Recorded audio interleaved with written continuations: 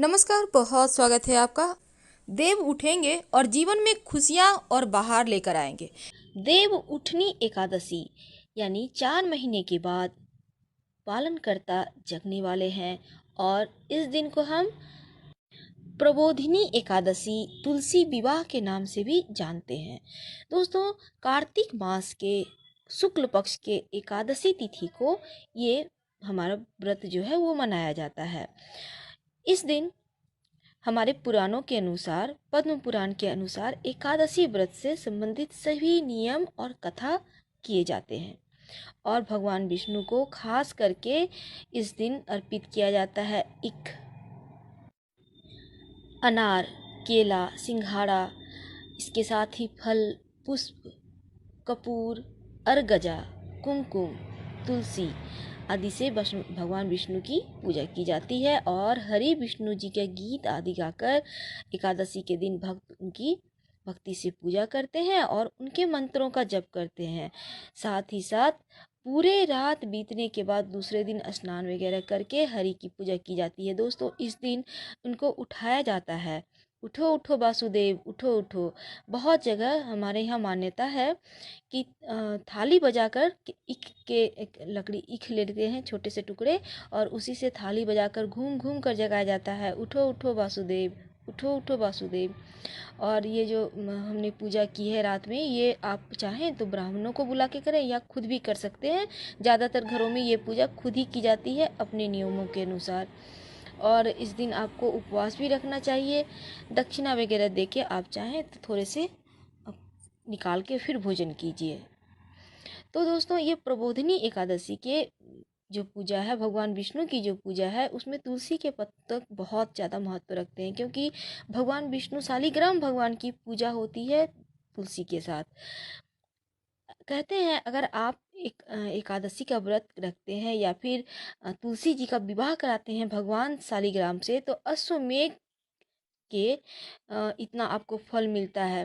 पुण्य व्रत करने का व्यक्ति को आपका जो भी पाप है वो नाश हो जाता है और स्वर्ग की प्राप्ति होती है।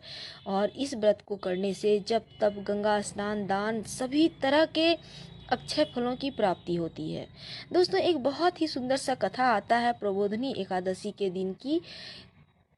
भगवान विष्णु की नींद अनियमित थी। कभी कभी वह महीनों के लिए जागते थे और कभी कभी तो कई महीनों तक लगातार सोते रहते थे। इससे देवी लक्ष्मी नाखुश हो गईं। यहाँ तक कि भगवान शिव, भगवान ब्रह्मा, देवों और सन्यासियों को भी भगवान विष्णु के दर्शन के लिए लंबे समय तक प्रतीक्षा करनी पड़ती थी।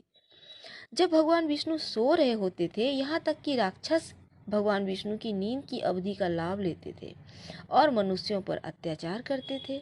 धरती पर अधर्म फैल रहा था।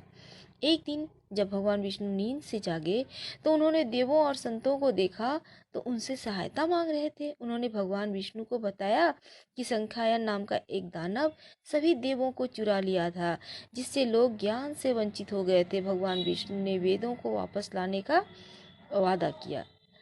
तो इसके बाद वह दानव संख्यायन के साथ कई दिनों तक लड़ाई करते रहे और वेद वापस ले आए। भगवान विष्णु इस लड़ाई के बाद जागते रहे और उन्होंने अपनी नींद को 4 महीनों रखने का प्रण किया। हम दोस्तों बतला दें कि प्रबोधिनी एकादशी का मंत्र है ओम नमो भगवत वासुदेवाय। या फिर आप अगर सिंपल तरीके से बोलें तो ओम नमो भगवते वासुदेवाय बोलिए, या फिर आप चाहें तो विष्णु सहस्त्र नाम का पाठ कर लें, या फिर आप इस दिन विष्णु सहस्त्र नाम का पाठ आप यूट्यूब से डाउनलोड कर लें और आराम से सुन लें। दोस्तों, माना जाता है कि चातुर्मास के दिनों में, यानी ये जो 4 महीने भगवान विष्णु सोए हुए हैं, साधु सन्यासी भी किसी एक नगर या बस्ती में ठहरकर धर्म का प्रचार करते हैं, यानी वो भी अपने कार्यों को रोक देते हैं। कहते हैं कि इस एकादशी के दिन देवता भी जाग जाते हैं और देवताओं का शयन काल मानकर ही इन 4 महीनों में कोई विवाह, नया घर वगैरह निर्माण नहीं होता है, ना ही नया कारोबार की शुरुआत की जाती है। अगर हम बात करें कि इस कि एक और कथा बहुत सुंदर सा प्रसंग आता है कि एक बार भगवान नारायण से लक्ष्मी जी ने कहा कि आप तो दिन रात जागा करते हैं और जब सोते हैं तो लाखों करोड़ों वर्ष तक सो जाते हैं और उस समय समस्त चराचर का नाश भी कर डालते हैं। ऐसे में आप प्रतिवर्ष नियम से निद्रा लिया करें तो मुझे भी विश्राम करने का समय मिल जाएगा। तो लक्ष्मी जी की बात सुनकर भगवान नारायण मुस्कुराकर बोले कि मेरे जागने से सब देवों को और खासकर तुमको कष्ट होता है। तुम्हें मेरी सेवा से जरा भी अवकाश नहीं मिलता, इसलिए तुम्हारे कथा अनुसार आज मैं प्रतिवर्ष 4 मास के लिए वर्षा ऋतु में शयन करूंगा। उसमें तुमको और देवगणों को भी अवकाश मिलेगा। यही एक मेरी निद्रा अल्प निद्रा और प्रलयकालीन महानिद्रा कहलाएगी। मेरी इस अल्प निद्रा से भक्तों के लिए परम मंगलकारी, उत्सवप्रद तथा पुण्यवर्धक होगा।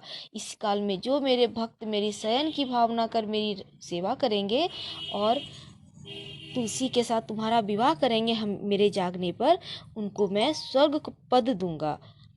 दोस्तों, इस दिन तुलसी का शालिग्राम भगवान के साथ विवाह भी किया जाता है।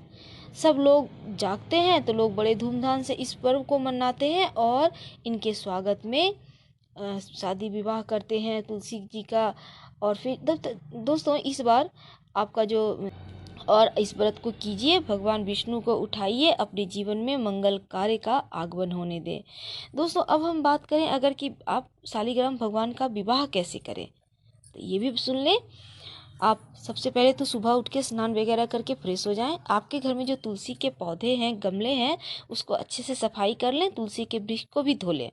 शालिग्राम भगवान जो है तुलसी के पास तो आपके घर में विराजमान होंगे ही, नहीं है तो ले आइए और वहाँ पर आप साफ कीजिए और अच्छे से आप एक रंगोली बनाइए और उसमें तमाम तरह के अनाज रखिए, गाड़ी बनाइए, घर बनाइए, कमल पुष्प बनाइए, हर एक मंगल चिन्ह वहाँ पर डालिए। फिर सभी जो आपने बनाया है सब जगह में अनाज भरिए, कम से कम 5 तरह का अनाज जरूर रखिएगा। इसके अलावा ईख जो बहुत ज़रूरी है, ईख का आप चारों कोना में डाल के एक मंडप बनाइए। उसके नीचे तुलसी के वृक्ष को रखें और वहाँ पे शालिग्राम भगवान को स्थापना करें। फिर तुलसी के वृक्ष में रेड कलर का कपड़ा और भगवान शालिग्राम को येलो कपड़ा अच्छे से लपेटें और उन दोनों कपड़े में गांठ लगा दें। ये आपके वैवाहिक जीवन को भी सफल बनाएगा और उनकी समस्याएं दूर करेगा। उसके बाद आप उन्हें पुष्पमाला, कुमकुम आदि से श्रृंगार करें। तुलसी के हर एक पत्ते में आप कुमकुम लगा दें, संभव हो तो लगाएं, नहीं तो 2-4 पत्ते में भी लगा सकते हैं। इसके बाद आप वहाँ पे एक दीपक जलाकर उनकी आरती करें और फिर पूजन के बाद आपने जैसे सब कुछ अर्पित कर दिया, हमारे यहाँ एक सुथनी उसको कहा जाता है लोकल भाषा में, हमारे यहाँ छठ पूजा में उसका यूज होता है, तो उसको हम विशेषकर संभाल कर रखते हैं इस कार्तिक के देवोत्थान एकादशी के लिए और इस दिन भगवान को वो विशेष रूप से भोग लगता है। साथ ही मीठी आलू आती है, शकरकंदी आलू, उसका भी भोग लगाया जाता है। तो दोस्तों, इस दिन उन सभी चीज़ों का भोग लगाइए और पूजन आरती के बाद उस जो आपने वहाँ पे बनाया हुआ है आंगन में मंडप या फिर छत पे बनाया है, तो उसके चारों ओर एक थाली लें और एक ईख ले, छोटा सा लेना है और उसे बजाते हुए चारों साइड घूम घूम कर बोले, उठो उठो वासुदेव, उठो उठो वासुदेव, कम से कम 5 बार आपको बोलना है। और फिर उन्हें प्रणाम करें और वहाँ पर से आपने जो पंचामृत वगैरह अर्पित किया है उठा के पूरे परिवार के साथ प्रसाद ग्रहण करें। फिर दूसरे दिन सुबह आपने वो जो कपड़ा आपने पीला और लाल अर्पित किया है उसमें गांठ लगाया हुआ है, उसे आप उठा कर संभाल के पूरे वर्ष अपने पास रख लें और तुलसी जी के पास ही शालिग्राम भगवान को रहने दें। आप एक पीला वस्त्र, आप चाहें तो दूसरा पीला वस्त्र भी उनके ऊपर लपेट सकते हैं, कोई दिक्कत नहीं है, और उन्हें अपने स्थान पे जहाँ आप पूजन करते हैं वहाँ रख दें। और वो जो अनाज वगैरह आपने बनाया हो उसे पूरा दिन यूं ही छोड़ दीजिएगा, चिड़िया वगैरह खा लेगा। और इसके साथ ही वो जो ईख का आपने जो मंडप बनाया है उसे उठाइए पूरे परिवार के साथ और अपने आस पड़ोस में भी उन्हें दीजिए, प्रसाद के रूप में ग्रहण कीजिए। इससे आपकी जीवन की समस्त बाधाएं भी नाश होंगी और अक्षय पुण्य की प्राप्ति होगी। ये व्रत बहुत ही अनोखा है। दूसरे दिन आप फिर जैसा हमने कहा उसको उठा के संभल के रखिए और प्रसाद करेंगे, अपने व्रत को तोड़िए। धन्यवाद दोस्तों, हम फिर मिलेंगे किसी नए टॉपिक के साथ।